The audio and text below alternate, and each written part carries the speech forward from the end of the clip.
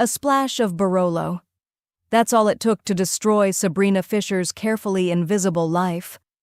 At 23, drowning in $80,000 of student debt, she'd perfected the art of being furniture at the Cathedral, Manhattan's most exclusive restaurant where politicians whispered secrets and criminals ate beside celebrities.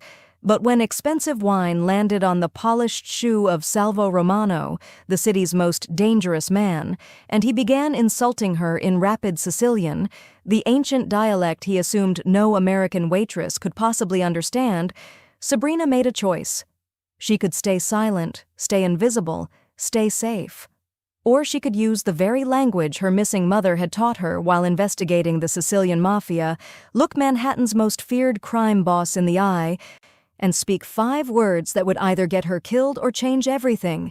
Signore, capisco ogni parola.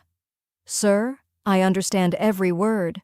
Hi friends, if you're already obsessed with this story, hit subscribe and like this video so you don't miss what happens next. Bella's Stories brings you romance with bite, smart heroines, dangerous men, and moments that'll have you screaming at your screen. Subscribe now. You'll thank me later. Now back to Sabrina, who's about to do something incredibly brave, or incredibly stupid. It was 9 p.m. on a Thursday, and the Cathedral was operating at full capacity, which meant the kind of power that didn't need to announce itself. The restaurant existed in that rarefied Manhattan space where there were no signs on the door, no prices on the menu, and no questions asked about the men in the corner booths who made eye contact with no one.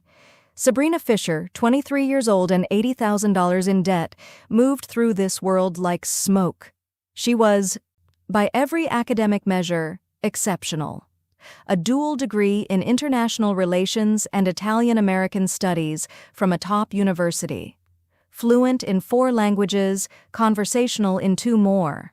Her senior thesis on the evolution of Sicilian organized crime had been called brilliant by professors who had no idea she'd written it while searching for answers about her own mother's disappearance. Dr. Maria Fisher had been an investigative journalist. Past tense. 5 years ago, she'd been working on an exposé about historical Sicilian-American mafia ties when she'd simply vanished. No body, no evidence, no closure. Just an $80,000 debt from Sabrina's education and a cold case file the NYPD had long stopped pretending to investigate. So Sabrina had become a ghost. Working at the Cathedral wasn't just about paying bills, it was about access.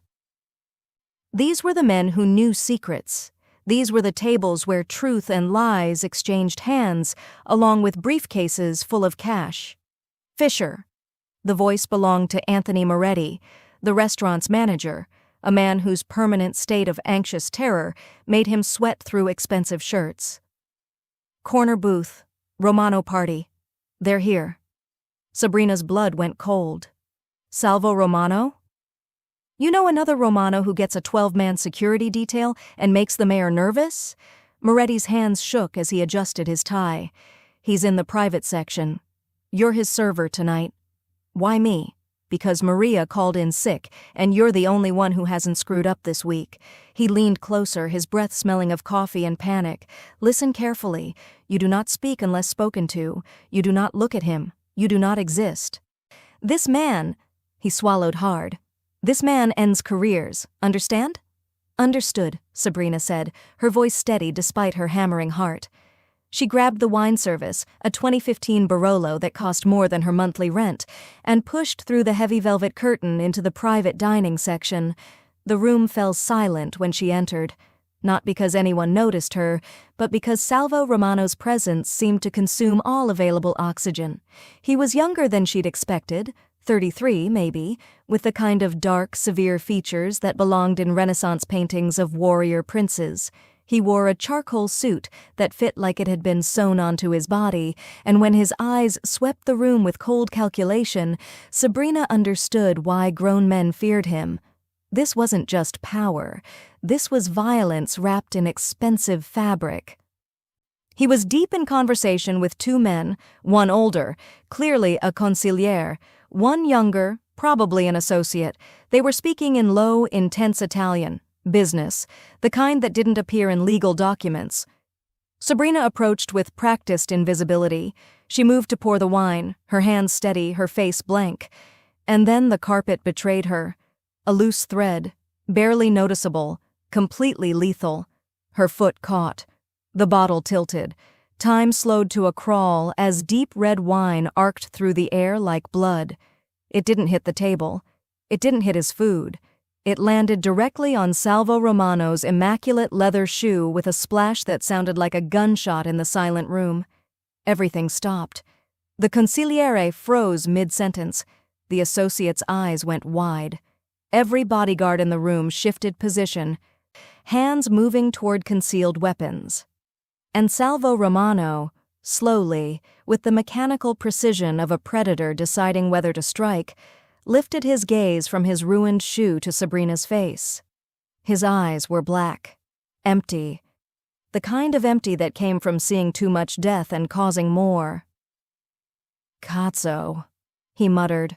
Then, without looking away from Sabrina, he switched to rapid Sicilian, the thick, ancient dialect of Palermo, not the cleaned-up Italian taught in universities. He spoke to his associate, but loud enough to carry, "Na picciotta stupida, goffa como un porco e vacanti como una testa di legno." A stupid girl, clumsy as a pig and empty as a wooden head. He continued, his voice dripping with contempt. "Ci stu è un problema con l'America. Ni pigliano mancu a megiu. Tagliau, non sapi mancu camminare. Mi facissi ridere se non fossi tanto patetica." This is the problem with America. They hire even the worst. Look at her, she can't even walk. She'd make me laugh if she wasn't so pathetic. The associate laughed nervously. The consigliere looked uncomfortable. Moretti appeared at the door, his face the color of old milk. "Mr. Romano, I am so sorry," he began, already pulling a cloth from his pocket. But Sabrina didn't move. Something inside her, some combination of rage and grief and 5 years of swallowing silence, simply snapped. Her mother had taught her Sicilian. Not classroom Sicilian, but the real thing, the dialect of her grandmother's village, the language of old grudges and older secrets. Maria Fisher had learned it while investigating the mafia's historical roots. She'd taught it to Sabrina during late-night research sessions, making her daughter memorize phrases and pronunciations until they were perfect. "Languages are weapons, Sabrina," her mother had said. "The most powerful people never expect you to understand them. That's when you learn the truth." Sabrina set down the wine bottle with deliberate care. She straightened, and when she spoke, her voice was calm, clear, and devastatingly precise. "Signori Romano," she said in flawless Palermitano Sicilian, "mi scusassi piscarpi, ma la mia testa vacanti capì che vosia stava parlando di cose che non sono legali. E sa chi? Né tanto abili a mucciare I tuoi affari come pinzati. Mr. Romano, forgive me for the shoes. But my empty head understood that you were speaking of things that aren't legal, and you know what? You're not as good at hiding your business as you think." The room didn't just go silent. It went dead. Salvo Romano's face drained of all color. His hand reaching for his wineglass froze in midair. His eyes, those cold, empty eyes, suddenly filled with something Sabrina had never seen in a man like him. Fear, pure, undiluted shock mixed with the realization that he'd just been exposed by a waitress he'd assumed was furniture. The consigliere's mouth fell open. The associate looked like he might faint. Moretti made a sound like a dying animal. And Sabrina stood there, her heart hammering, knowing she'd just committed either the bravest or stupidest act of her life. Possibly both. Salvo Romano rose slowly from his chair. He was tall, taller than she'd realized, and when he took a step toward her, every protective instinct screamed at her to run. But she held her ground. "Como?" His voice broke. He cleared his throat. Tried again. "Como sai parlare o mio dialetto?" "How do you know how to speak my dialect?" Sabrina lifted her chin. Steady, defiant, possibly insane. "Perci," she said quietly, "a me matri ma insignau, prima che sparissi mentre investigava a tua famiglia." Because my mother taught me, before she disappeared while investigating your family." The words hung in the air like a thrown knife. And in that moment, Sabrina Fisher stopped being invisible. For better or worse, Salvo Romano would never forget her name. The business card in Sabrina's pocket felt like it was burning through the fabric. She stood in the service corridor outside the private room, her back pressed against the cold wall, trying to remember how to breathe. Inside, she could hear muffled voices. Romano's security team doing a sweep, probably checking for listening devices, possibly discussing whether the waitress who'd just exposed herself as a threat needed to be handled. Her hands were shaking now. The adrenaline that had carried her through the confrontation was draining away, leaving behind pure, crystalline terror. What did I just do? "Fisher!" Moretti's voice was ice. He appeared at the end of the corridor, his face purple with rage. "My office! Now!" The walk felt like a death march. Other servers pressed themselves against the walls as they passed, eyes wide, already knowing. News traveled fast at the cathedral. The new girl had committed career suicide by insulting Salvo Romano to his face. They just didn't know she'd done it in his native dialect. Moretti's office was small, cramped, smelling of stale coffee and desperation. He didn't sit. Neither did she. "You're fired," he said flatly. "Effective immediately. Clean out your locker. I want you out of this building in 10 minutes. Mr. Moretti, do you have any idea what you've done?" His voice climbed toward hysteria. "Salvo Romano doesn't forgive embarrassment. He doesn't forget disrespect. Men who cross him, they disappear, Fisher. They have accidents. Their families have accidents. And you just insulted him in front of his people?" "He insulted me first," Sabrina said quietly. "He's a billionaire crime lord. You're a waitress. The insult doesn't go both ways." Moretti was pacing now, pulling at his tie. "I'm done. You're done. If Romano asks about you, I'm telling him you quit. I'm telling him you moved to California.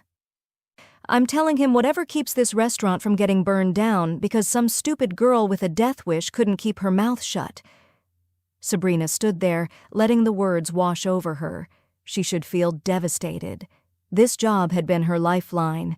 Access to the underworld, money for her loans, a way to keep searching for answers about her mother. Instead, she felt strangely calm. "I need my final paycheck," she said. Moretti looked at her like she'd grown a second head. "Are you insane? I just told you that you might be murdered and you're worried about your paycheck." "I have $80,000 in student debt. Yes, I'm worried about my paycheck." He shook his head, disgusted. "Personnel will mail it. Get out. Now." Sabrina's locker was in the basement next to the kitchen's industrial dishwashers. She grabbed her things mechanically. A change of clothes, her worn copy of her mother's research notes, the thumb drive containing every piece of information she'd gathered over 2 years. Her phone buzzed. Unknown number. She stared at it for 3 rings before answering. "Ms. Fisher." The voice was deep, accented, definitely not Romano. "My name is Luca. I work for Mr. Romano. He would like to meet with you tomorrow morning, 10 a.m. The address is on the card he gave you." "I didn't agree to—" "This isn't a request." Luca's tone was polite but absolutely final. "Mr. Romano was impressed by your performance tonight. He has a proposition for you." "What kind of proposition?" "The kind that pays better than waitressing." A pause. "The kind that might give you answers about your mother's disappearance." Sabrina's breath caught. "How do you know about 10 a.m., Ms. Fisher? I suggest you come alone." "And Ms. Fisher?" His voice dropped lower. "Mr. Romano doesn't make offers twice. If you don't show, you go back to being invisible. Except now, you'll be invisible to someone who knows you're dangerous." The line went dead. Sabrina stared at her phone, her mother's voice echoing in her memory from 5 years ago. "Sometimes, Sabrina, the only way to find the truth is to walk straight into the lion's den. Just make sure you're armed with something the lion wants." She pulled out Romano's business card. On the back, in sharp, precise handwriting, "You want answers? I need your skills. Tomorrow we negotiate." The address was in Tribeca. Expensive, private, dangerous. Sabrina Fisher had spent 2 years being invisible, playing it safe, gathering crumbs of information. And in one moment of defiance, she'd blown her cover completely. Now the most dangerous man in Manhattan wanted to meet her.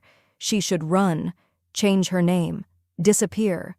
Instead, she tucked the card back in her pocket and walked out of the cathedral for the last time, already planning what she'd say tomorrow when she walked straight into the lion's den.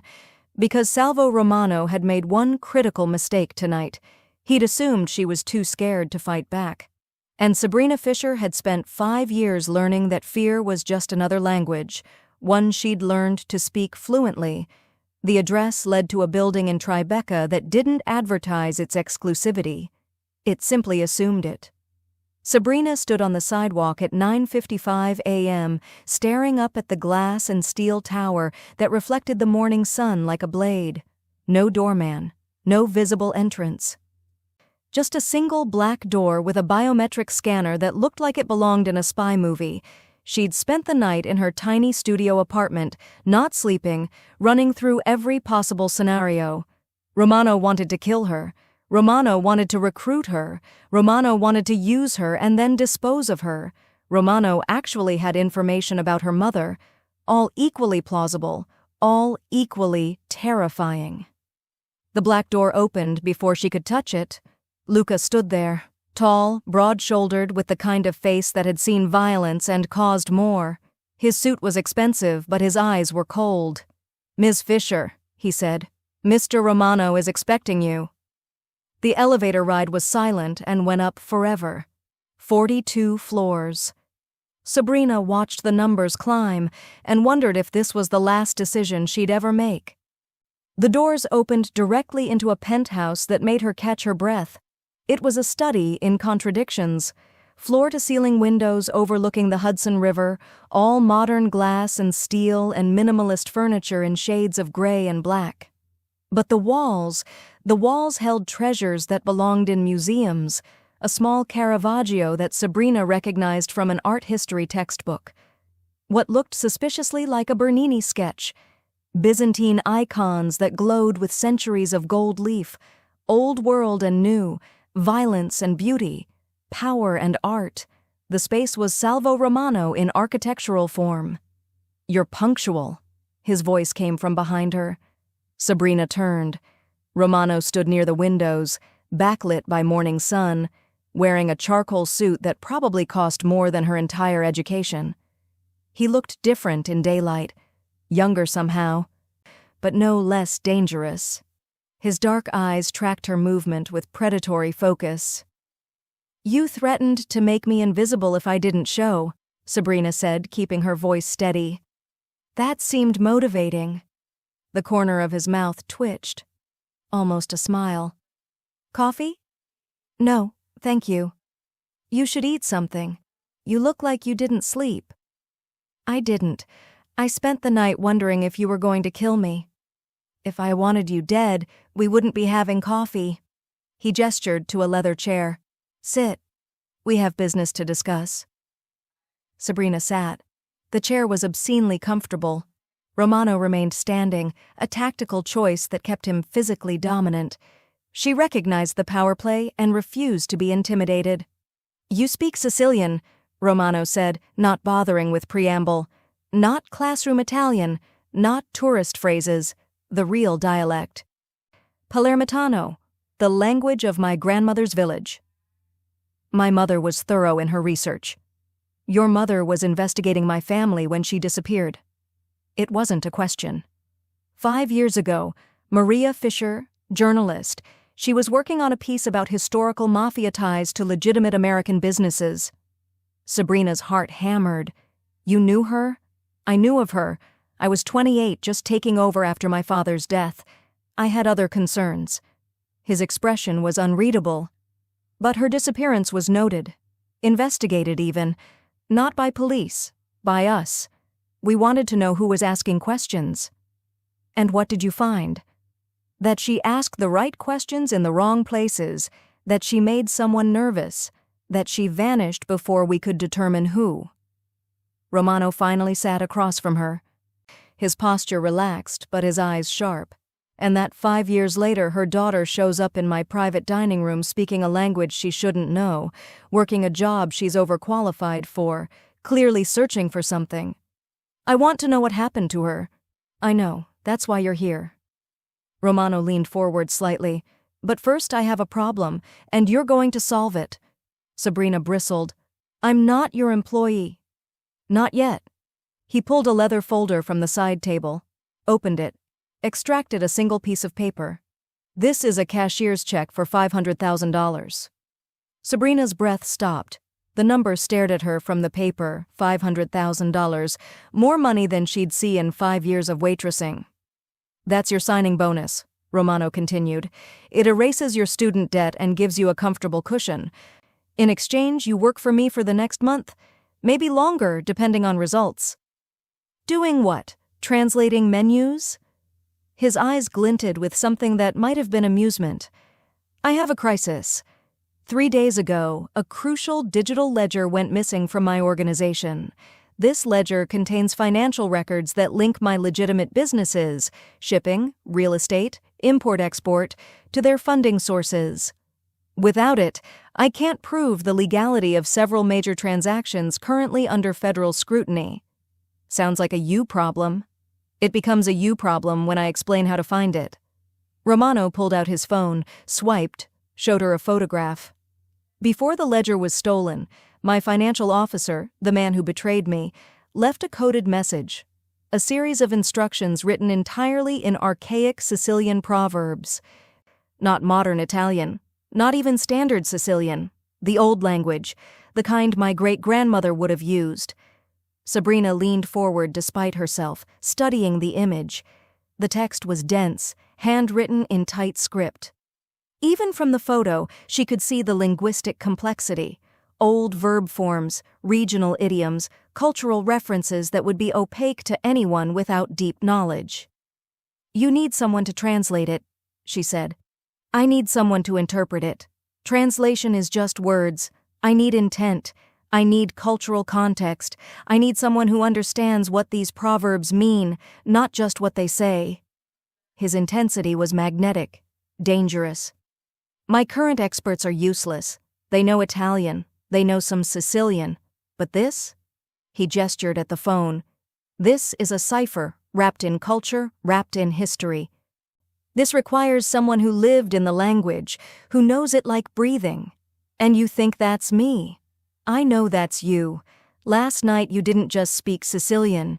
You understood the cultural context of my insults well enough to throw them back in my face with precision.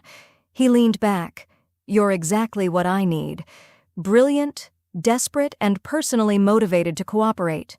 By personally motivated, you mean you're dangling information about my mother like bait. I'm offering you a trade. You solve my problem, I give you access to my organization's archives, everything we know about your mother's investigation, every name she talked to, every place she went, every thread she was pulling. Romano's expression was serious now. I want answers too, Ms. Fisher. Someone in my organization made your mother disappear. That person is a problem I intend to eliminate. The room felt smaller suddenly, the air electric with tension and possibility. $500,000, Sabrina said slowly. 1 month of work, full access to your archives. And you work as a consultant, not a subordinate. You report directly to me, answer to no one else. He paused. But you do this on my terms, my timeline. And if you find something in those archives that incriminates me personally, his eyes were black ice. You keep it to yourself until the job is done. So I'm trading one master for another. You're trading invisibility for power. Romano stood, moved to the window, his silhouette dark against the bright sky. You've spent 2 years gathering crumbs. I'm offering you the whole table. The question is whether you're brave enough to sit at it. Sabrina stood as well, walked to where he stood, close enough to see the faint scar above his eyebrow, the tension in his jaw, the way his hands were loose at his sides, confident, dangerous, absolutely certain she'd say yes. I have conditions, she said. Of course you do. I'm a consultant, not an employee. I set my own hours. I have final say on my interpretations. You don't overrule me because you don't like the answer. Agreed. I get full access to the archives, not curated files, everything, and I get to make copies. His jaw tightened. Dangerous request. Necessary one. I'm not trusting my only leverage to your goodwill. Romano studied her for a long moment. Then, impossibly, he smiled, sharp, predatory, but genuine. You negotiate like someone who's done this before. I've been poor my whole life. You learn to fight for every inch. Coraggio. Courage. He extended his hand. We have a deal, Ms. Fisher. Sabrina looked at his hand. Broad, calloused, despite the expensive suits, the hand of a man who'd built an empire through violence and will. She could walk away, stay invisible, stay safe. Or she could shake the devil's hand and finally get answers. She took his hand. His grip was firm, warm, electric. We have a deal, Mr. Romano. Salvo, he said. If we're going to work together, use my name. Sabrina. Sabrina. He said it with the Sicilian pronunciation, rolling the R, making it sound like a caress. Welcome to the family business. Try not to die. Try not to have me killed. Despite everything, the danger, the risk, the absolute insanity of what she'd just agreed to, they both smiled. And in that moment, Sabrina Fisher realized she'd just made either the best or worst decision of her life. Possibly both. The elevator didn't just go up, it also went down. Salvo pressed his palm against a panel Sabrina hadn't noticed before, and the elevator descended past the lobby, past the parking garage, into depths that definitely weren't on any building schematic filed with the city. You have a secret underground lair, Sabrina said. Of course you do. Very Bond villain of you. I prefer to think of it as practical. Salvo's tone was dry. Privacy is expensive in Manhattan. I pay for mine vertically. The doors opened onto a corridor of polished concrete and recessed lighting. It felt less like a basement and more like a bunker, the kind of place designed to survive things that ended poorly for everyone else. This is where you bring people who ask too many questions, isn't it? Sabrina asked, following him down the corridor. Only the ones I like. Should I be flattered or terrified? Both is appropriate. He stopped at a steel door with another biometric lock, his palm print, his eye scan, a numeric code he entered with practiced speed. The door opened with a pneumatic hiss that sounded expensive and ominous in equal measure. The room beyond was pure, calculated intimidation. No windows, walls lined with servers and monitors showing security feeds from what looked like half of Manhattan. A massive table made of dark wood that had probably witnessed confessions extracted through means Sabrina didn't want to contemplate. The lighting was LED and surgical, making everything sharp-edged and shadowless. It was a room designed to make people talk. Welcome to the war room, Salvo said. We'll be spending a lot of time here. Sabrina walked in, her bright presence. Jeans, a sweater, the color of autumn leaves, hair loose around her shoulders. A jarring contrast to the room's aggressive masculinity. You know, most people collaborate in coffee shops, maybe a library.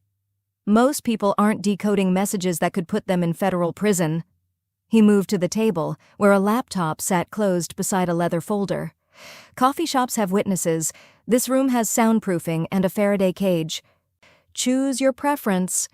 When you put it that way, the evil lair sounds great. Despite himself, Salvo's mouth twitched. Sit. We have work to do. Sabrina sat across from him. A tactical error, she realized immediately.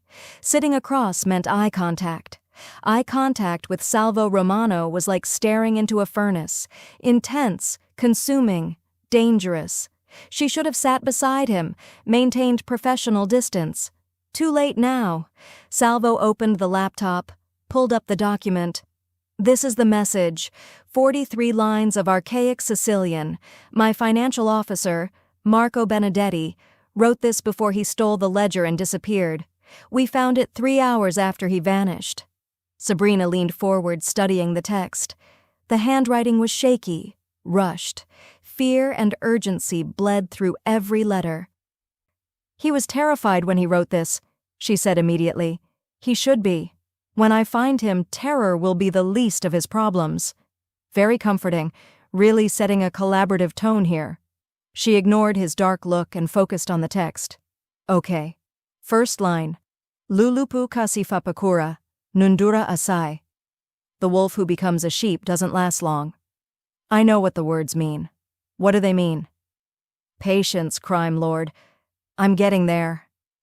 Sabrina pulled out her phone, opened a notes app, began typing. This isn't just a proverb, it's a warning. Marco is saying someone in your organization is pretending to be loyal but isn't.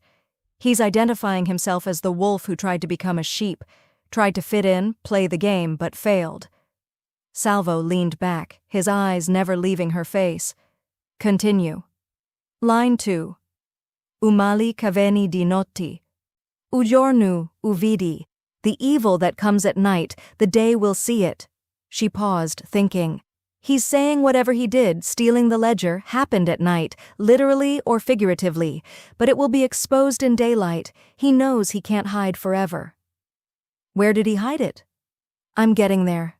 Stop being impatient. I'm a patient man. You're really not. Sabrina scanned the next several lines, her mind working faster as the patterns emerged. Oh, this is clever. He's not just using proverbs. He's layering them. Each one contains a clue to the next. It's a linguistic scavenger hunt. Explain. Line 5. Ku cerca trova, ma non sempre ciduca cerca. Who searches finds, but not always what they're searching for. That's a location clue. He's saying the ledger is somewhere people are searching, but not for the right thing. Salvo's intensity sharpened.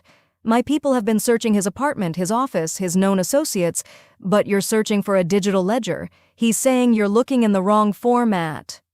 Sabrina's excitement was building now, the intellectual puzzle igniting something in her brain that had been dormant for years.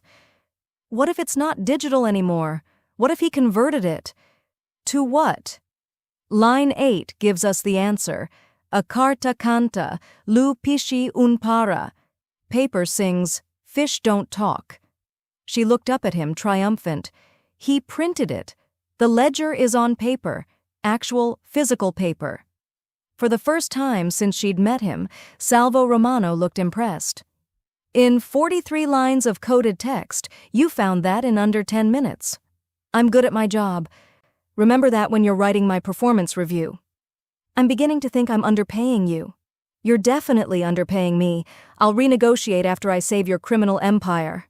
She bent back to the text, her fingers flying across her phone screen. Now we need location. That's going to be harder. The proverbs from lines 15 through 23 are all about family, loyalty, blood. He's saying, wait. She stopped. Reread the section. Her blood went cold. What?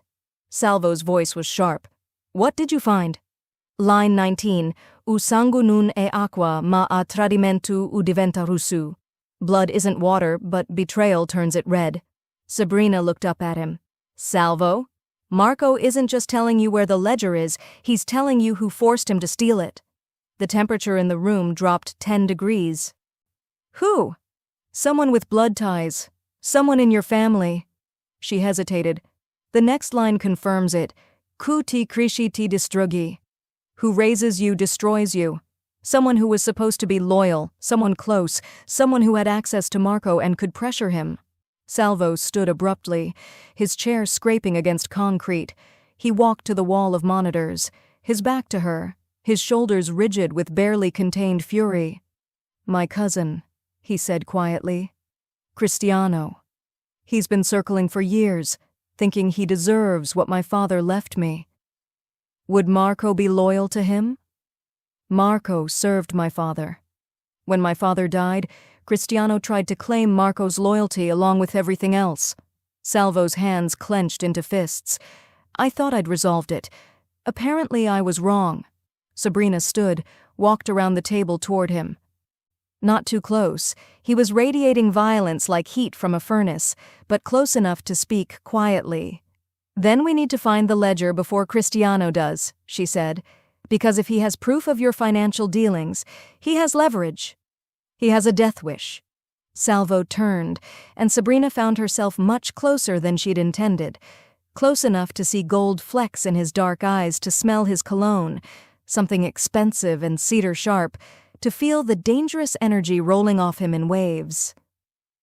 "We should keep working," she said, her voice not quite steady. "We should." Neither of them moved. The moment stretched, electric and dangerous. Sabrina's heart hammered. This was insane. She was standing in an underground bunker with a man who could make her disappear with a phone call, and instead of fear, all she felt was heat. "Line 24, Salvo said quietly, his eyes locked on hers. "What does it say?" Sabrina's brain stuttered back into gear. She moved away, necessary distance, and grabbed her phone with hands that trembled slightly. "Lu cori conosci a via, ma I peri si perdinu." The heart knows the way, but the feet get lost. She cleared her throat. "He's saying the location is somewhere emotionally significant, somewhere that means something to Marco or to your family." "My father's estate in Staten Island." Salvo pulled out his phone, began typing orders to his people. "It's been closed since he died. Marco had keys, full access. He could have hidden anything there." "Then that's where we start." Salvo looked at her, really looked at her, with something that might have been respect or might have been something more dangerous. "You're brilliant. You know that? I've been told, usually right before someone tries to use me. I'm using you. I'm not pretending otherwise. I appreciate the honesty. Refreshing change from most men.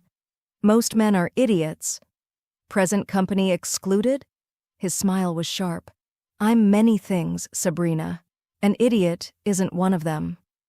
The way he said her name, rolling the R, making it sound like a caress, did something dangerous to her pulse. "We should go to Staten Island," she said, "before your cousin finds what we're looking for." "We will. But first—" He moved closer again, and this time Sabrina held her ground.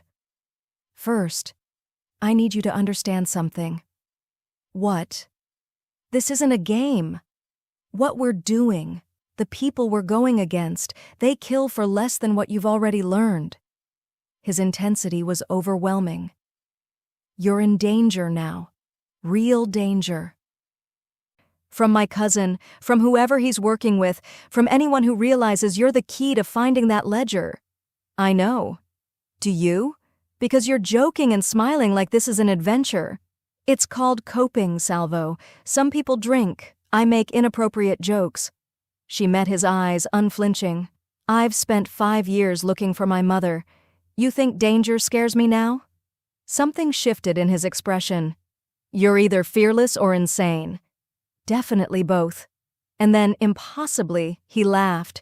Genuine, surprised, the sound warming the cold room. "Sabrina Fisher," he said, "you're going to be the death of me. Statistically, your cousin is more likely to kill you." "Also true." He stepped back, the professional mask sliding back into place. "Get your things. We leave for Staten Island in an hour." "And Sabrina?" "Yes? Stay close to me, at all times. Understood?" She should have bristled at the command. Should have reminded him she was a consultant, not a subordinate. Instead, she just nodded. Because staying close to Salvo Romano felt less like an order and more like exactly where she wanted to be. Dangerous, insane, inevitable. The Staten Island estate was exactly what Sabrina expected, a sprawling monument to old money and older violence, surrounded by high walls and higher secrets. They'd found nothing. 3 hours of searching, through the main house, the guest cottage, even the old wine cellar that smelled of mildew and regret, had yielded exactly 0 hidden ledgers. Marco had been clever. Or the proverbs meant something else entirely. Now they sat in Salvo's car, a black Mercedes that probably cost more than Sabrina's entire life, parked in the circular driveway as twilight turned the sky purple and gold.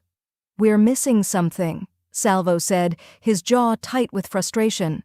"Obviously, but what?" Sabrina stared at her notes on her phone, rereading the Proverbs for the 100th time. The heart knows the way. Somewhere emotionally significant. Your father's estate should have been the answer. Should have been? Salvo's knuckles were white on the steering wheel. Marco knew this place. He worked for my father for 15 years. If he wanted to hide something here, then we would have found it. Sabrina looked at him. Really looked at him. The frustration in his face was deeper than just a missing ledger. It was personal. This was your father's house. It was. You don't like being here. Salvo was quiet for a long moment. Then, my father built an empire. He also built a prison. This house, it's where he taught me what power costs, what loyalty demands, what happens to people who betray the family. He gestured at the darkening estate. Every room has a memory. Most of them aren't good. The vulnerability in his voice surprised her. This wasn't the cold crime boss from the war room. This was something rawer, more human. Is that why you never sold it? Sabrina asked quietly. I can't sell it. It's a monument, family history. My cousins would riot if I tried. His smile was bitter. So it sits here, empty, a testament to a man who loved power more than his own son. Salvo. We should go. He started the engine. There's a safe house in Brooklyn. We'll regroup there, go through the Proverbs again with fresh eyes. Maybe we're translating wrong. We're not translating wrong. I'm certain of that. Then we're missing context. He pulled out of the driveway, the gates opening automatically as they approached. Either way, we're not finding it tonight. The safe house in Brooklyn was actually a beautifully restored brownstone that probably cost several $1,000,000. Sabrina was beginning to understand that Salvo Romano's version of safe came with hardwood floors and designer furniture. You have remarkable taste for someone who threatens people professionally, Sabrina said, looking around the living room. I contain multitudes. Salvo was in the kitchen, open concept naturally, pulling out ingredients with the efficiency of someone who actually knew how to cook. Are you hungry? Starving, actually. I've been too focused on ancient Sicilian to remember to eat. Then sit. I'll make dinner. You cook? You sound surprised. You have people for everything else. I assumed you had people for food too. Salvo smiled, small, genuine. My grandmother taught me. She said a man who can't feed himself is at the mercy of others. She didn't raise me to be at anyone's mercy. Smart woman. Terrifying woman.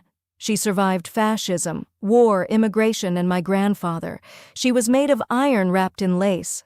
He pulled out a cutting board, began dicing tomatoes with professional precision. She also spoke the old Sicilian, the dialect, you know.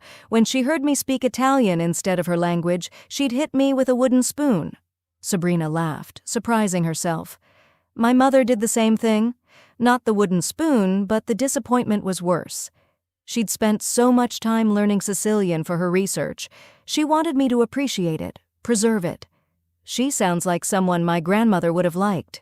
They would have either been best friends or mortal enemies. No middle ground. The best people are like that. Salvo was making pasta now, his hands moving with practiced ease. Binary, clear, no room for the compromise that makes people weak. Is that why you're so intense all the time? No room for compromise? I'm a crime boss, Sabrina. Compromise is another word for weakness. Weakness gets you killed. Must be exhausting, being that vigilant constantly. He paused, looked at her across the kitchen island. It is, but it's kept me alive for 33 years in a business where most men don't see 30. The vulnerability was back, fleeting, but real. Sabrina felt something shift in her chest, some barrier she'd been maintaining begin to crack. For what it's worth, she said quietly, you're not what I expected. What did you expect? A monster, honestly. A man who insults waitresses and makes people disappear. Someone easier to hate. And now? Now I think you're a man trapped in a role you didn't choose, trying to survive a legacy that's eating you alive. She held his gaze. And I think you hate that I can see it. The silence stretched between them, electric and dangerous. Then Salvo turned back to the stove. Dinner in 10 minutes. There's wine in the fridge. Sabrina recognized the retreat for what it was, self-protection. She let him have it. They ate at the dining table, the meal simple but perfect. Pasta aglio e olio, a green salad, bread that Salvo admitted he'd picked up from a bakery he refused to name. The wine was Italian, expensive, and loosened tongues in exactly the way wine was designed to. "Tell me about your mother," Salvo said. "The real story. Not the journalist who disappeared. The woman who taught you Sicilian." Sabrina set down her wine glass. She was brilliant, obsessive. When she got interested in something, she'd dive in completely. The Mafia History Project consumed her last 2 years. She learned the language, interviewed old-timers, traced family trees. She said she was writing a book about how organized crime shaped American immigrant culture. Sabrina's voice tightened. But in her notes, the real notes she kept at home, she was tracking something specific. Money. Connections between old Sicilian families and new American businesses. She thought there was a thread no one else had found. And that thread got her killed. Maybe, probably. Sabrina looked at him. "You said you'd give me access to your archives. Names, places, dates. I need that, Salvo. Tonight. Before we find the ledger. Because I think—" She stopped. "Think what?" "I think whatever my mother found 5 years ago is connected to whatever Marco found now. The timing, the Sicilian codes, the inside betrayal." Her pulse quickened. What if it's the same conspiracy? What if my mother stumbled onto whatever Cristiano is planning, and that's why she disappeared? Salvo went very still. That would mean Marco's predecessor was involved in my mother's disappearance, and that person is still in your organization. Still connected, still dangerous. Cristo. Salvo stood, pulled out his phone. "Luca, I need the archive files. Everything from 5 years ago. Personnel records, financial transactions, external investigations. Bring them to the Brooklyn house. Now." He hung up, turned to Sabrina. "We cross-referenced tonight, your mother's notes against my family's records. If there's a connection, we find it." "Thank you," Sabrina said. "Don't thank me yet. If we find a connection, it means someone I trusted killed your mother. That's not a truth I want to face. But you will, because you're not your father. You want the truth even when it hurts." Something in his expression softened. "You see the best in people. Even me. That's dangerous in this world. Or maybe it's the only thing that keeps this world from being completely dark." Salvo moved around the table, stopped in front of her chair. Close. Too close. His intensity was overwhelming. "Sabrina," he said quietly, "you realize what we're doing? What this means? Finding the truth? Tying yourself to me, to my world, to dangers you can't imagine." His hand came up, almost touched her face, then dropped. "You could still walk away, take the money, disappear, live a normal life." "I stopped being normal the day my mother vanished." Sabrina stood, bringing them even closer. "And I don't want normal, I want answers, I want justice, and apparently," her voice dropped, "I want you." The words hung between them like a confession. Salvo's control cracked. His hand cupped her face, thumb tracing her cheekbone. "Sabrina," he murmured, "tu sia me rovina." "You are my ruin." "Good," she whispered. "Ruin sounds better than safe."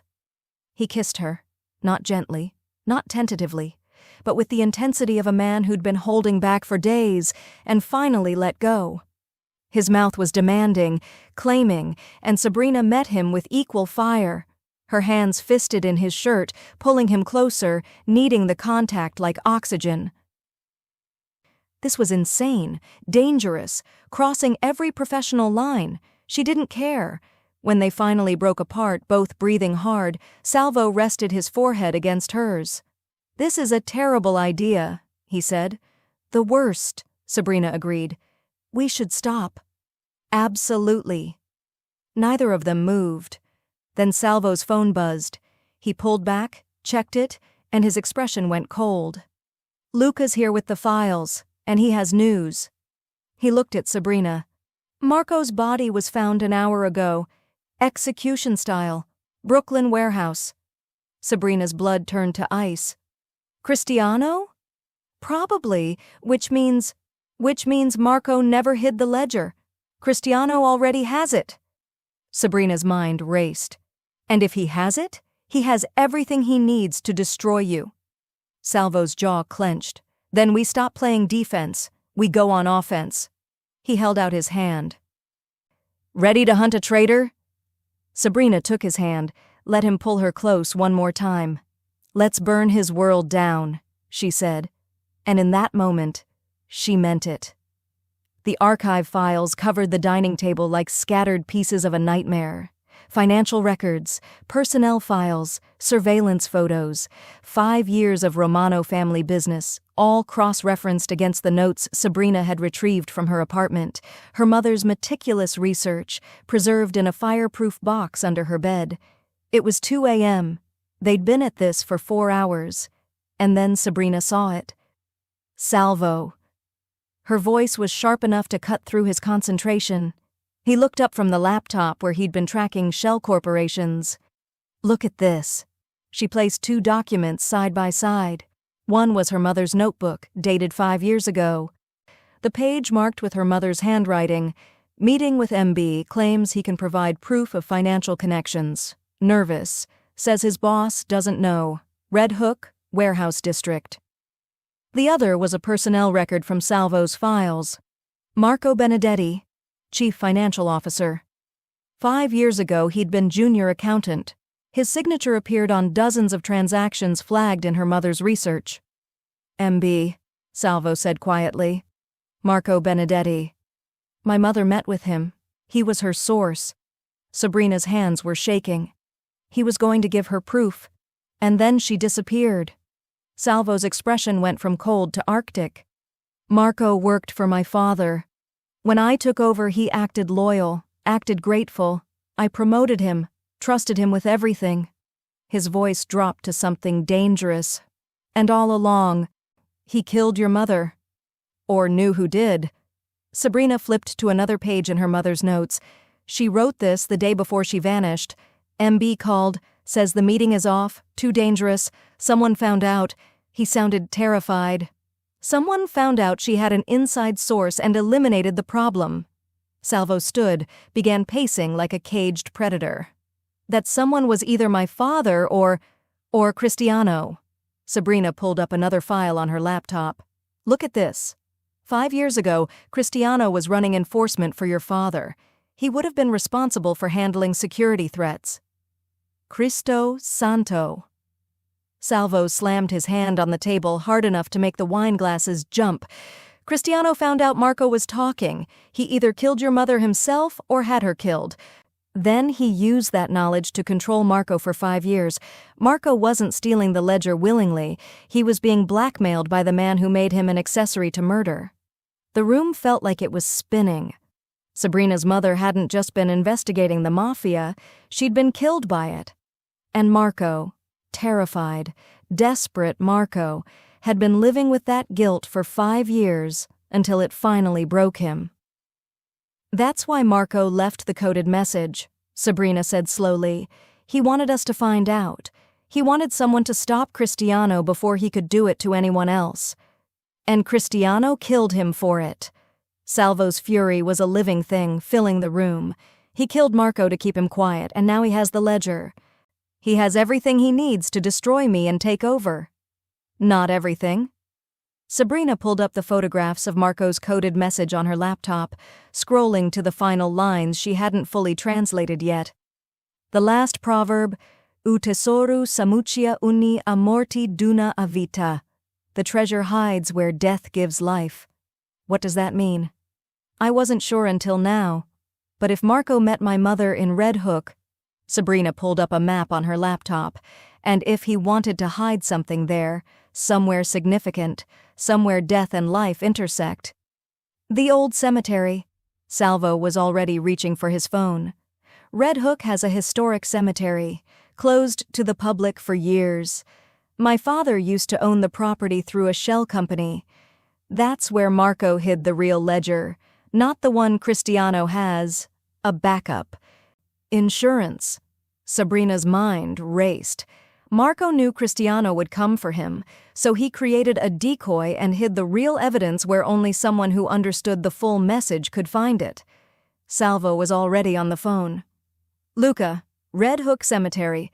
I need a team there in 20 minutes. Full tactical. We're recovering something, and I guarantee Cristiano will have the same idea once he realizes the ledger he has is fake. He hung up, turned to Sabrina. You're staying here. Like hell I am. Sabrina? Don't you dare. She stood, met his intensity with her own. Marco left that message for someone who could understand it. That someone is me. If there are more codes, more clues hidden at that location, you need me there to interpret them. It's going to be dangerous. Everything about this has been dangerous. I'm not stopping now. You could die. So could you. And I'm not letting you go alone. She moved closer, her voice dropping. You said I'm the only person you trust. That goes both ways now. We do this together or not at all. Salvo stared at her, and she could see the war in his eyes, the need to protect her battling with the knowledge that she was right. You stay behind me at all times, he said finally.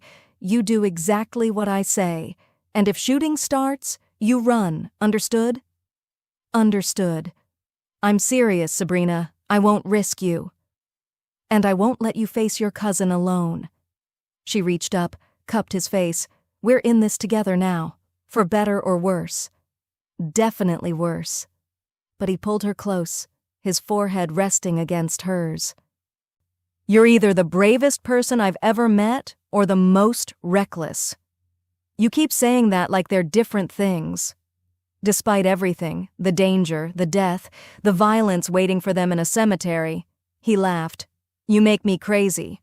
Good. You were too controlled before. It was boring. I'm a crime boss. I'm not supposed to be entertaining. You're failing spectacularly at that. He kissed her then, hard and desperate, like a man going to war who needed to remember what he was fighting for. Sabrina kissed him back with equal intensity, pouring everything into it, fear and desire, and the desperate hope that they'd both survive the night. When they broke apart, both breathing hard, Salvo pressed something cold into her hand, a small handgun, compact and deadly. Do you know how to use this? He asked. My mother taught me. She said a woman investigating dangerous men should know how to defend herself. Sabrina's throat tightened. She was right. Safety's here. Point and shoot. Aim center mass. His eyes were dark, serious. But Sabrina, only if you absolutely have to. Once you pull that trigger, there's no going back. You'll be marked, connected to this world forever.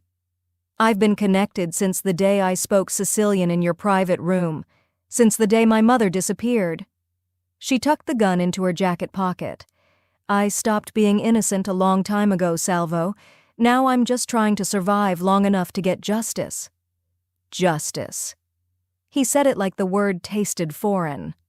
In my world, we call that revenge. Call it whatever you want. I call it closure. Salvo's phone buzzed. Luca's text, team assembled, ready when you are. It's time, Salvo said. He pulled on a jacket that probably had more concealed weapons than Sabrina wanted to think about.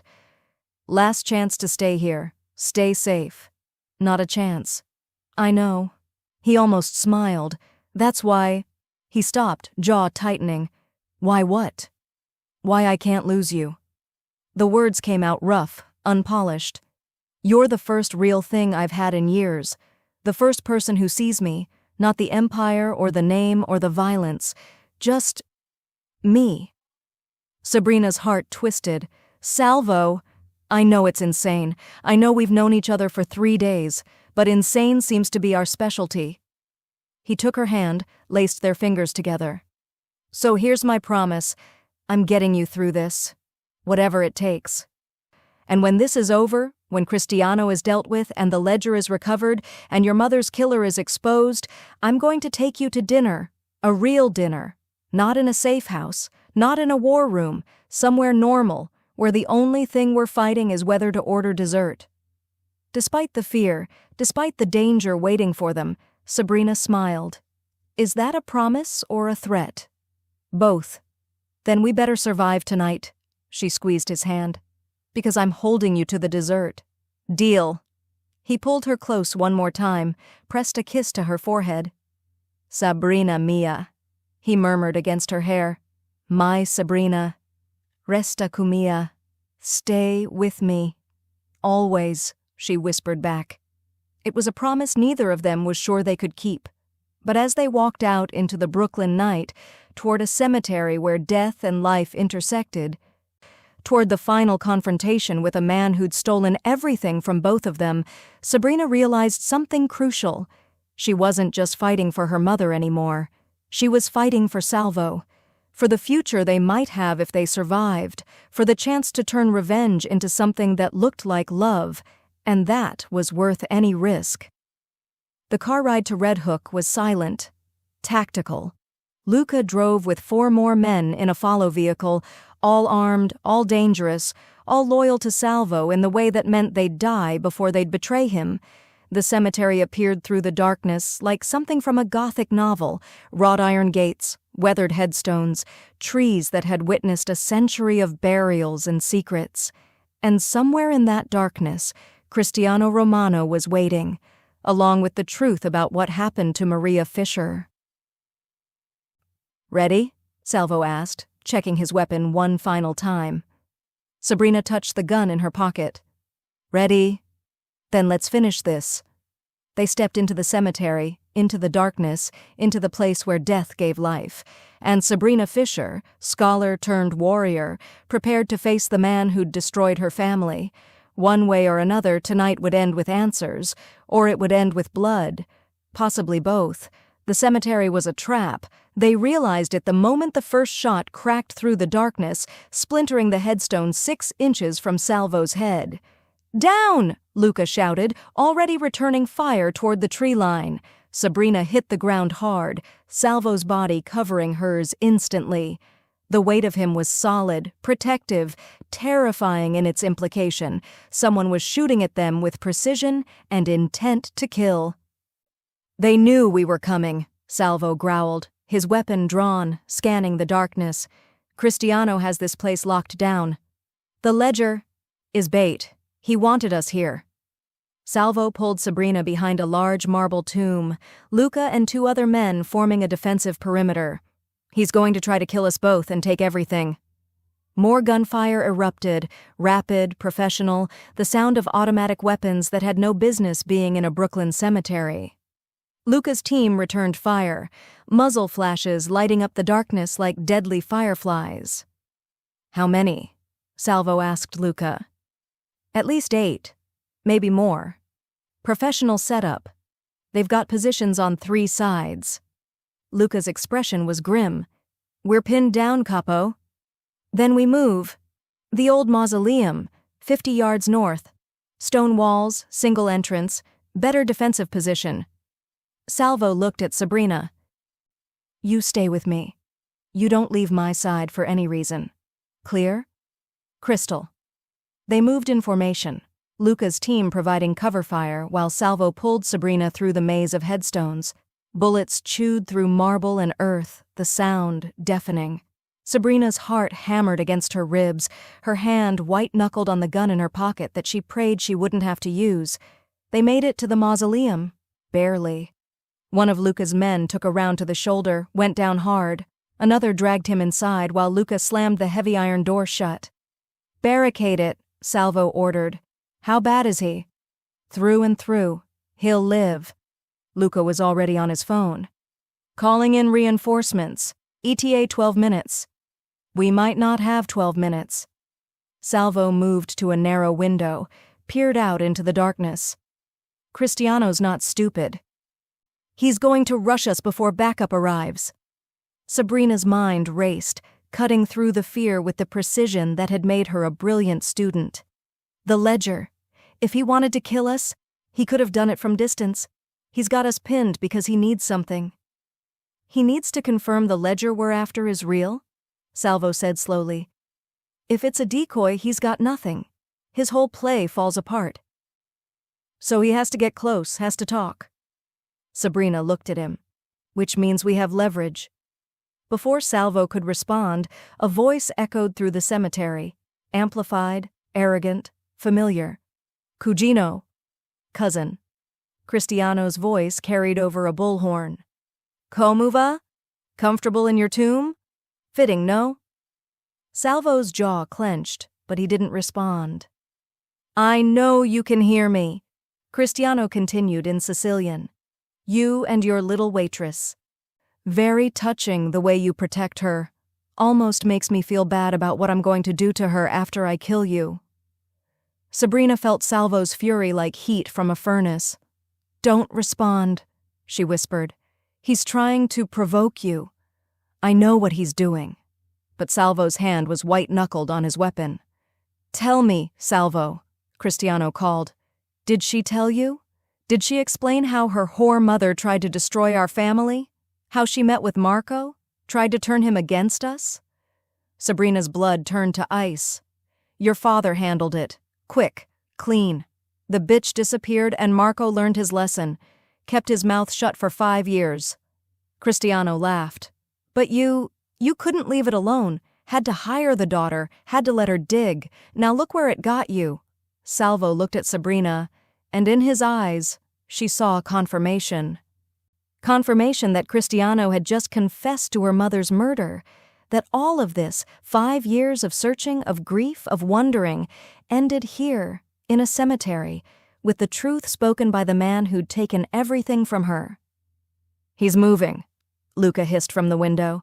4 men advancing on our position. Sabrina moved to the opposite window, peered out. Through the darkness, she could see shapes moving, tactical, coordinated. And she could hear voices, low and urgent, Italian, but not standard Italian. Sicilian slang mixed with what sounded like Calabrian dialect. A conversation between Cristiano's men about positioning, about timing, about the flanking maneuver they were setting up on the mausoleum's blind side. Salvo, Sabrina said urgently, they're coming around the east wall. 4 men. They're saying, she listened harder, Quanu ukapu duna usignu, sfunnamu a porta. When the boss gives the signal, we blow the door. Salvo's head snapped toward her. They have explosives? That's what they said. 30 seconds when Cristiano gives the word. Luca, east wall, now. Take them before they set charges. Luca and 2 men slipped out through a side window, moving like shadows. Seconds later, gunfire erupted. Close, brutal, the sound of a fight at knife-fighting distance. 2 down, Luca's voice came through the radio. 3rd is running. Merda! An explosion rocked the night, not the door, but somewhere near the cemetery's entrance. Flashbang or grenade, Sabrina couldn't tell. The sound was followed by screaming in Italian. That's our backup, Salvo said. Cristiano's pinned between us and reinforcements. Then he's going to get desperate. Sabrina's tactical mind was working overtime now. He needs to end this fast, or he loses everything. As if summoning him with her words, the mausoleum door shuddered. Not an explosion, someone kicking it, hard. Salvo, Cristiano's voice no longer amplified right outside. Open the door, let's talk like family. Family doesn't murder family, Salvo called back. Family does what's necessary. Our father taught us that. A pause. I have Marco's ledger, the real one. Every transaction, every name, every dirty deal our family made for 30 years. You know what that's worth to the feds? To your rivals? Then why haven't you sold it yet? Because I want what's mine by right. The business, the organization, the respect. Cristiano's voice hardened. You're weak, Salvo. You hire outsiders. You trust women. You're making us soft. I'm saving the family from your weakness. Sabrina felt Salvo's rage like a living thing beside her. Your move, Cugino, Cristiano called. Come out, or I burn this place down with you in it. Salvo looked at Luca. How many men do we have now? 8. Plus backup is 90 seconds out. Enough. Salvo checked his weapon, then looked at Sabrina. Stay here. Whatever happens. No. Sabrina grabbed his arm. He killed my mother. I'm facing him. Sabrina. Together. She said it with finality. We finish this together or not at all. Something in Salvo's expression shifted. Resignation mixed with fierce pride. Benny, together, but you stay behind me. Deal. Salvo moved to the door, called out in Sicilian, Cristiano, I'm coming out, just me and you. Leave the girl out of this. The girl is the reason we're here. She dug up what should have stayed buried. Then let's settle it, you and me, face to face, the way our father would have wanted. Silence then. Open the door, slowly, weapons down. Salvo looked at Luca. On my signal, you hit them from behind, understood? Capisci, capo? Salvo opened the door. Cristiano Romano stood 10 feet away, flanked by 3 men with automatic weapons. He was younger than Salvo by 5 years, handsome in a way that looked like it had been weaponized. His smile was all teeth and no warmth. Cugino, Cristiano said, you look terrible. Love making you soft? Love's making me dangerous. Salvo stepped out, Sabrina right behind him despite his protective positioning. You killed Maria Fisher. You blackmailed Marco. You stole from your own family. For what? Power you don't deserve? Power our father should have given me. I was smarter, stronger, more ruthless. But he gave everything to you because you were older. Cristiano's composure cracked. I've spent 5 years cleaning up your mistakes, making us strong again, and you repay me by bringing in this putana who— Finish that sentence, Salvo said quietly, and you die right here. You going to kill me over a waitress? I'm going to kill you for murdering an innocent woman and betraying your family. Salvo's weapon was loose at his side, but Sabrina could feel the violence coiling in him. Where's the real ledger? Cristiano smiled. Safe, and it stays safe until you're dead and I'm in charge. Minitozu. The word came from Sabrina, pure Sicilian, dripping with contempt. Liar. You don't have it. If you did, you wouldn't be here. You'd be selling it to the highest bidder and running. Cristiano's eyes snapped to her. You shut your mouth. Tu si un kudzu ka pensa desiri furbu. You're an idiot who thinks he's clever. Sabrina stepped forward, her Sicilian perfect cutting. Marco hid the real ledger where only someone with brains could find it. You've got nothing but a fake and a death wish. I'll kill you myself. You'll try. Sabrina's hand moved to the gun in her pocket. But you'll have to go through him first, and Cugino. She used the familiar term deliberately, mockingly. You're not good enough. Cristiano's face twisted with rage. His hand moved toward his weapon. Everything happened at once. Luca's team hit from behind, gunfire erupting, Cristiano's men going down. Salvo moved, putting himself directly between Sabrina and Cristiano's gun. The shot that would have killed her hit Salvo's shoulder instead. He didn't even flinch, just raised his own weapon and put 3 rounds center mass into his cousin. Cristiano went down hard, shock replacing rage on his face. I'm stronger than you thought, Salvo finished, because I have something worth protecting. Cristiano's eyes went blank. Silence fell over the cemetery like snow. Sabrina stared at Salvo's bleeding shoulder, at the man who'd just taken a bullet meant for her, at the body of the man who'd killed her mother. It's over, Salvo said quietly. Then he swayed. Salvo. Sabrina caught him as his knees buckled. Aiuto! Help! Luca was there instantly, helping her lower Salvo to the ground. Through the shoulder, not fatal. Capo? Sta cu mia? Stay with me. I'm fine, Salvo muttered, but his face was pale, his breathing shallow. You're an idiot, Sabrina said, her hands pressing against his wound to stop the bleeding. You could have died. Worth it. His eyes found hers. Tu vali tutti I cosi, Sabrina. You're worth everything, Sabrina. Don't you dare die on me after saying something that romantic. That's emotional terrorism. Despite the pain, he smiled. Non moru, promessa. I won't die. Promise. The ambulance arrived along with Salvo's reinforcements. Paramedics swarmed, professional and efficient. They stabilized Salvo, loaded him onto a stretcher. The ledger, Sabrina said urgently to Luca. We need to find... Already on it. Luca held up a phone. Marco left digital breadcrumbs. Final location is uploading now. Let me see.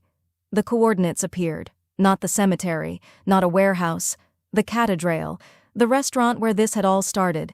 Hidden in the wine cellar, in the very place Sabrina had spilled Barolo on a crime boss's shoe and changed both their lives forever. Cristo, Sabrina breathed. He hid it where we met. Poetic, Luca said dryly. I'll send a team. No. Sabrina stood. I'll get it. It's mine to find. She looked at Salvo on the stretcher, his eyes closed, his face peaceful despite the wound. Tornu prestu, she whispered, pressing a kiss to his forehead. I'll be back soon. His hand caught hers. Ti aspettu. I'll wait for you. Always the romantic, even when bleeding. Specialmente when bleeding, more dramatic.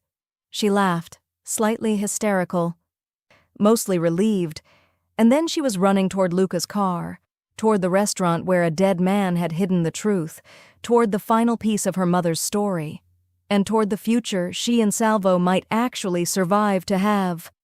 Together.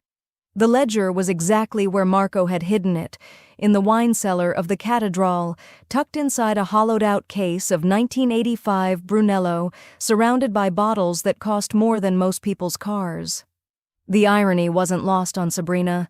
Her mother's killer had hidden the evidence of his crimes in the exact place where Sabrina had accidentally started this whole chain of events, where Barolo had spilled and Sicilian had been spoken, and two lives had collided with enough force to change everything.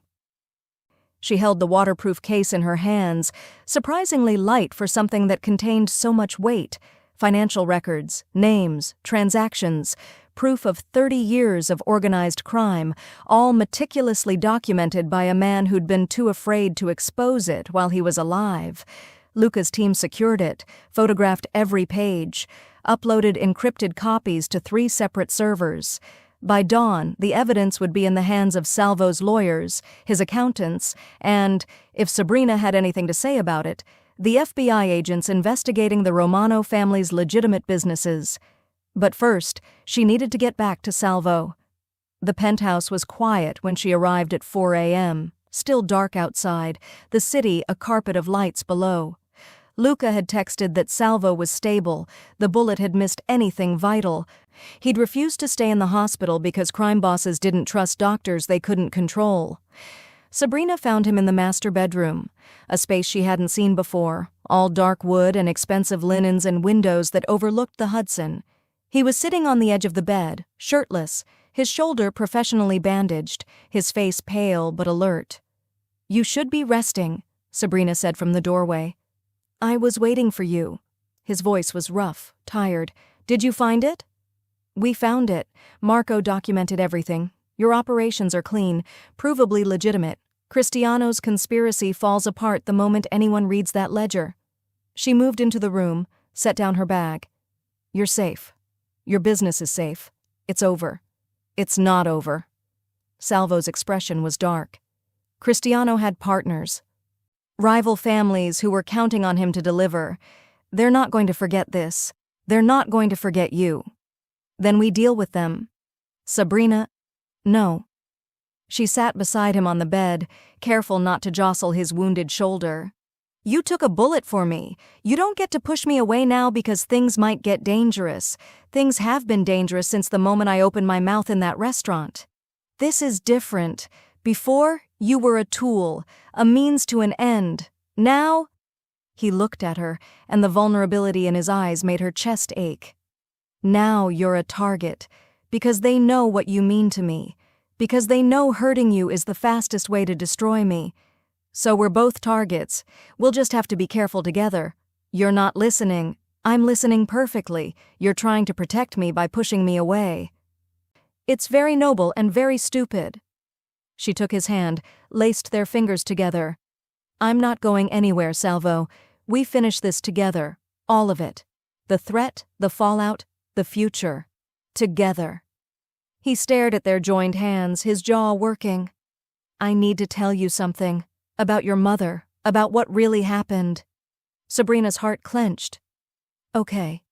My father, he was the one who gave the order. Salvo's voice was flat, controlled, like he was reading from a script to keep the emotion out. Marco told him that a journalist was asking questions, getting too close to financial connections we'd spent decades building.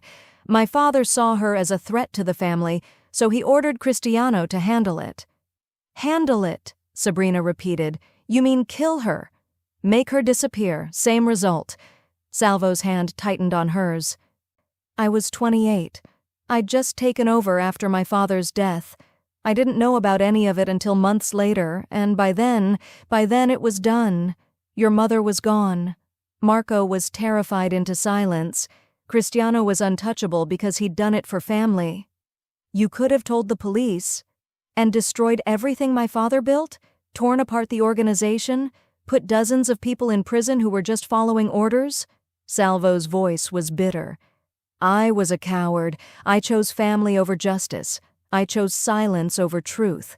And your mother stayed missing because I didn't have the courage to expose what had been done. Sabrina sat with that for a long moment. The truth she'd been searching for, finally spoken. Her mother hadn't just vanished. She'd been murdered. On orders from a dead man, carried out by a man who was now dead himself, covered up by the man sitting beside her. I should hate you, she said quietly. You should. But I don't. She looked at him. You were 28, grieving your father, trying to hold together an empire you didn't choose. You made the wrong choice, but you were trying to survive. That's not an excuse. It's not, but it's an explanation. Sabrina took a shaky breath. Your father took my mother from me, but you gave me the truth. You helped me find the evidence. You risked everything to make sure Cristiano answered for what he did. She squeezed his hand. You're not your father, Salvo. You're trying to be better. That has to count for something. You're too forgiving. I'm practical. Hating you won't bring my mother back. But working with you? That might actually change things. Make the organization cleaner. Stop other families from getting hurt the way mine did. She shifted closer. You said you wanted redemption. Let me help you earn it. Salvo looked at her like she was something impossible. You should walk away. Take the money, start over somewhere safe, live the life your mother would have wanted for you. My mother would have wanted me to fight for the truth, to make powerful people answer for their crimes, to not back down just because things got scary. Sabrina cupped his face, made him look at her. I'm not walking away. I'm staying, with you, in this mess, because somehow against all logic and self-preservation She stopped, the words catching in her throat. Say it, Salvo whispered. Dimelu. I love you. The words came out quiet but certain. I love you even though you're dangerous and damaged and probably going to get me killed. I love you because you listened when I spoke, because you see me as more than furniture, because you took a bullet meant for me without hesitating, her voice broke, because you're trying to be better than the darkness you were born into. Salvo's control shattered. He pulled her close, careful of his wounded shoulder, and kissed her with a desperation that tasted like relief and fear and love all tangled together. Ti amo, he murmured against her mouth. I love you. Tamu makari kasipatsa, tamu makari kami fai veniri vuglia digestiri megyu. I love you even though you're crazy. I love you even though you make me want to be better. Is that last part supposed to be romantic? It's the most romantic thing I've ever said. She laughed, watery, exhausted, utterly genuine. Then we're both disasters. The best kind. He rested his forehead against hers. Stay with me tonight. Tomorrow we deal with the aftermath. Tonight, just stay. Always, Sabrina whispered. They lay down together, carefully, Sabrina mindful of his wound, Salvo pulling her close despite the pain. The city glittered outside the windows, indifferent to their small drama playing out 42 floors above the streets. "What happens now?" Sabrina asked quietly. "Now we rebuild. Make the organization legitimate. Use the ledger to protect our legal operations. Cut ties with anyone who can't transition to clean business." Salvo's voice was thoughtful. "And we establish something in your mother's name. A scholarship, maybe, for students studying investigative journalism. Make sure her work meant something." Sabrina's throat tightened. "You'd do that? I'd do anything for you, including honoring the woman whose death my family caused." He pressed a kiss to her temple. "It won't bring her back, but maybe it keeps her legacy alive." Salvo Romano, secretly a romantic. "Tell anyone and I'll have to kill you. You'd miss me too much." Probably true. They fell silent, the exhaustion of the past days finally catching up. Sabrina felt herself drifting, safe in a way she hadn't felt in 5 years, safe with a man who was dangerous to everyone else but gentle with her. "Sabrina? When this is over, when the threats are handled and the business is clean and we can breathe again." He paused. "Marry me." Sabrina's eyes flew open. "What?" "Marry me. Not now, not tomorrow, but someday, when we've earned it." His voice was serious, steady. "I want a future with you, a real one, not just survival, life." "That's the worst proposal I've ever heard. It's the only one I've got." "It's also perfect." She tilted her head back, kissed him softly. "Ask me again when you're not bleeding and I'm not exhausted. Make it romantic, maybe with dessert, like you promised." "Deal." "And Salvo?" "See?" "The answer will be yes."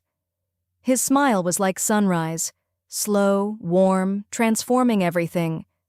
"Bona." "Good." Outside, dawn was breaking over Manhattan. A new day, a new beginning. And somewhere in the city, in a restaurant that would open in a few hours, a wine cellar held the ghost of a spilled Barolo and the memory of 5 words in Sicilian that had changed 2 lives forever. "Non è vero. È falso. It's not true. It's fake." Except the love between a crime boss and a waitress? That was the realest thing either of them had ever known, and that was worth protecting, no matter what came next. Sabrina fell asleep listening to Salvo's heartbeat, steady, strong, alive. And for the first time in 5 years, she dreamed of her mother not with grief, but with gratitude. "I found the truth, Mama. And I found something else too. Something worth fighting for. I hope you'd approve." Somewhere in the darkness, she imagined her mother smiling and whispering back, "I always knew you were brave enough, sweetheart. Now go live the life I didn't get to finish." Sabrina intended to do exactly that, starting tomorrow. Tonight, she just held on to the man who'd helped her find her way out of the dark, and that was enough. 6 weeks later. The headline in the New York Times business section read, "Romano International Consulting launches with focus on cultural risk assessment." The Wall Street Journal was more direct. "Former crime family pivots to legitimate business, hires linguistic expert as partner." New York Magazine went for the gossip angle. "The Waitress and the Mob Boss, How a Spilled Glass of Wine Changed Manhattan's Power Structure." Sabrina ignored them all. She had better things to do than read about herself in the third person, like standing in Salvo's penthouse office, their penthouse office now, reviewing contracts for their first 3 clients. A shipping company concerned about cultural misunderstandings in their Asian operations. A law firm needing expert translation for a high-stakes international trial. A museum seeking authentication of recently acquired manuscripts. Legitimate work. Clean money. The kind of business that wouldn't get anyone killed. Mostly.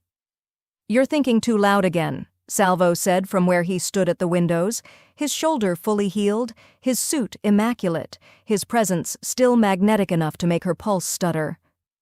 "I'm reviewing contracts. That requires thinking. That requires you making that face where you're about to find a problem I missed." "You didn't miss anything. These are solid." She set down the papers, walked to where he stood overlooking the Hudson. 3 major contracts in our first month. Not bad for a reformed crime organization. Reformed is a strong word. Reforming, then. She leaned against him, felt his arm come around her waist automatically. You've cut ties with everyone who wouldn't transition to legal business. You've divested from anything that couldn't withstand federal scrutiny. You're paying taxes, Salvo. Actual taxes. The ultimate sign of legitimacy. Or insanity. One of the two. He smiled, pressed a kiss to her temple. I got a call from the university this morning. Sabrina straightened, her heart skipping. And? They've approved the scholarship fund. Full ride, tuition, housing, stipend for living expenses, for students pursuing degrees in obscure languages, cultural studies, or investigative journalism. His voice was quiet, proud. They're calling it the Maria Fisher Memorial Scholarship for Cultural Preservation. Sabrina's throat tightened. 6 weeks ago, when Salvo had proposed the partnership, full equity in the new firm, equal authority, a genuine chance to build something meaningful, she'd had one condition. I want to establish a scholarship, she'd said, sitting across from him in the war room where they'd decoded Marco's message, in my mother's name, for students like me, brilliant, ambitious, drowning in debt, students who shouldn't have to choose between their education and their survival, students who deserve better than spending their genius serving wine to people who see them as furniture. Salvo hadn't hesitated. How much do you need? 5 million? Endowed. Enough to fund 10 students per year, indefinitely. Done. What else? She'd stared at him. That's $5 million, Salvo. You're not even going to negotiate? Why would I negotiate? It's a perfect idea. He'd leaned forward, his intensity focused entirely on her. Your mother died searching for truth. This ensures her death meant something, that her legacy lives on through students who'll keep asking hard questions, who'll keep demanding answers from powerful people who want to stay hidden. You realize you're funding people who might investigate you someday, she'd pointed out. Good. Keeps me honest. His smile had been sharp but genuine. Besides, I have you. If I start slipping back into darkness, you'll call me on it. Damn right I will. Now, 6 weeks later, the scholarship was real, approved, funded. The first cohort of students would be selected by next fall. 10 brilliant minds per year, freed from the crushing weight of debt. 10 people who could pursue truth without having to serve it on a silver platter to people who'd never see their worth. My mother would have loved this, Sabrina said quietly, blinking back tears. She would have been proud of you. Salvo turned her in his arms, cupped her face gently. Sabrina Fisher, partner in a multi-million-dollar consulting firm, architect of social change, the woman who made a crime boss go legitimate. I prefer the woman who threatened you in Sicilian until you saw reason. That, too. He kissed her softly. Have I mentioned that I love you? Not in the last hour. I was starting to worry. Ti amo, Sabrina mia. His voice dropped to that intimate tone that still made her knees weak. Tamu makari mi canciasti a vita, makari mi facisti veniri vuglia desiri megiudi hiddu ca era ume patri. I love you, my Sabrina. I love you even though you changed my life.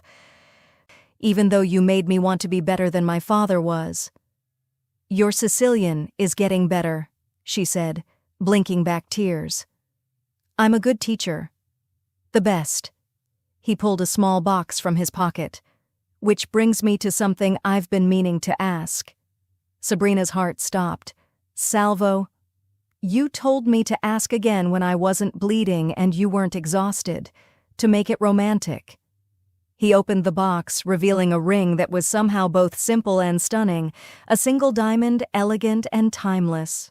So here I am, not bleeding, reasonably rested, with dessert on the way. I had Luca order from that place you like.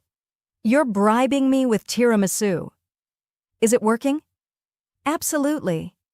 He smiled, then his expression turned serious. Sabrina Fisher, you saved my life. You saved my soul. You saw something worth redeeming in a man who'd spent his whole life being told he was nothing but his father's son. He took her hand. Marry me. Be my partner in business and in life. Help me build something that matters. Something clean, something your mother would have approved of. That's a much better proposal than the hospital version. I've had time to practice. And the answer is still yes. She laughed through tears as he slid the ring onto her finger. Yes, I'll marry you. Yes, I'll be your partner. Yes to all of it. He kissed her then, deep and claiming and full of promise. When they finally broke apart, both breathless, the intercom buzzed. Capo? Luca's voice crackled through. The tiramisu is here. Also, your 3 o'clock appointment arrived early.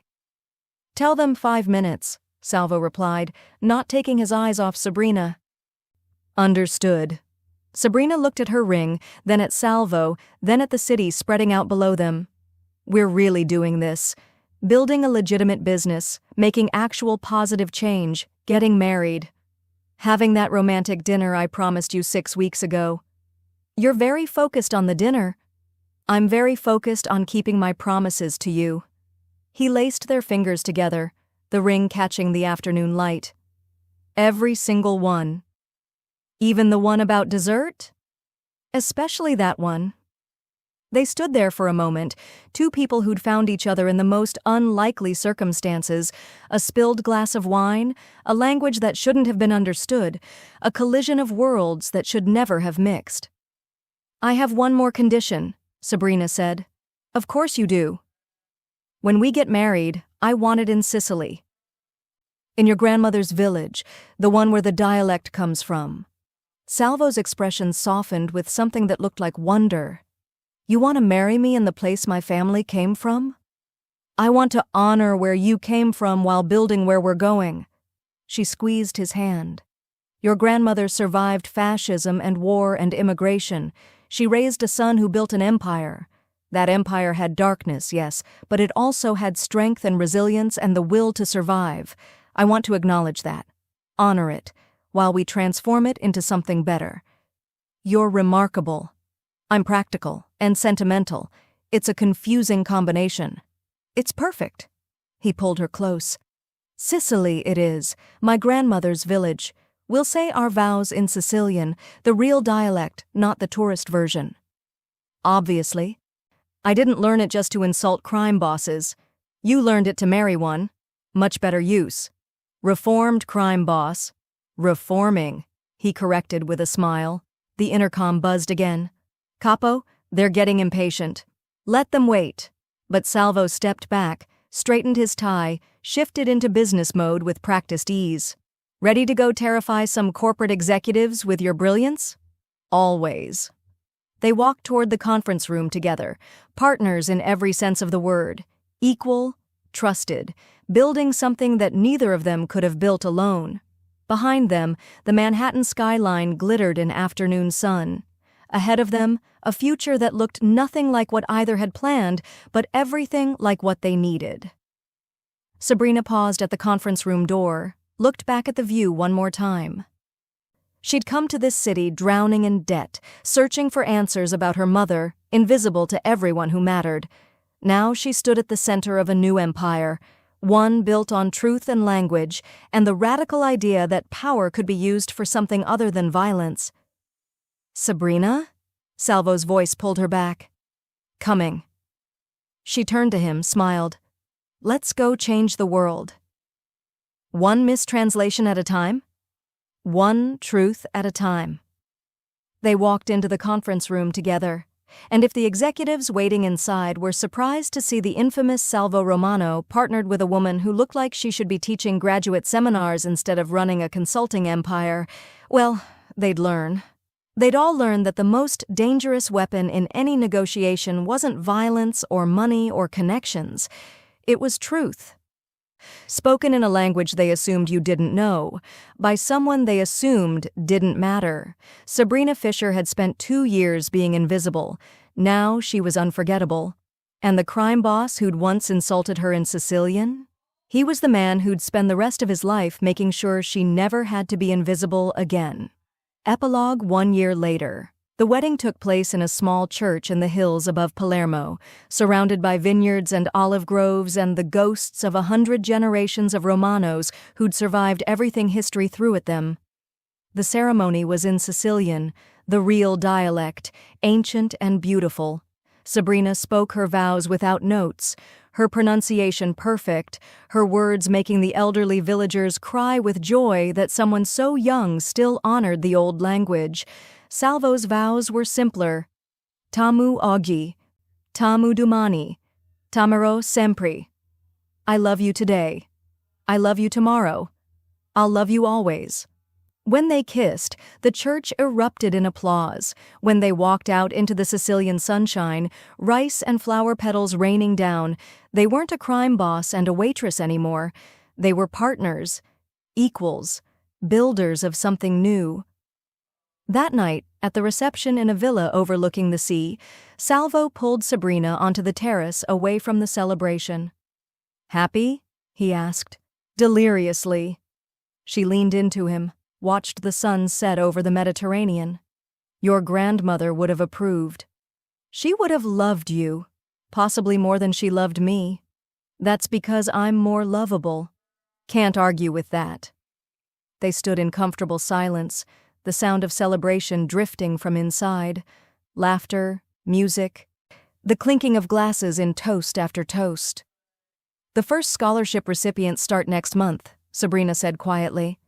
10 students, 10 brilliant minds who get to pursue truth without drowning in debt. Your mother's legacy. Our legacy. She looked up at him. "We built this together. The clean business, the scholarship, this future, all of it. You built it. I just provided the funding. You provided the courage to change. That's harder than money." Salvo pulled her close, pressed a kiss to her hair. "Grazie, Sabrina, più tutti così." Thank you, Sabrina, for everything. Thank you for listening when I spoke, for seeing me when everyone else looked through me. She smiled. For ruining my life in the best possible way. You ruined mine first. That Barolo cost $800. Best $800 you ever spent. Without question. Inside, someone called for the bride and groom. The celebration was waiting. The future was waiting. But for one more moment, they stood together on a terrace in Sicily. 2 people who'd found each other through chaos and choice and a language that connected them across centuries. "Ready to go back?" Salvo asked. "Ready to start our life?" Sabrina countered. "Sempre. Always." They walked back into the celebration hand in hand, into a future they'd built together, into a legacy that honored the past while creating something entirely new. And somewhere in the warm Sicilian night, if you listened carefully, you could almost hear the ghost of an old woman laughing with approval.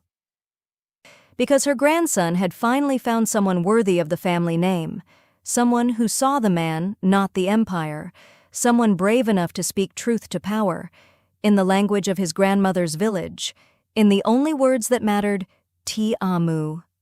I love you. And that was worth more than any empire.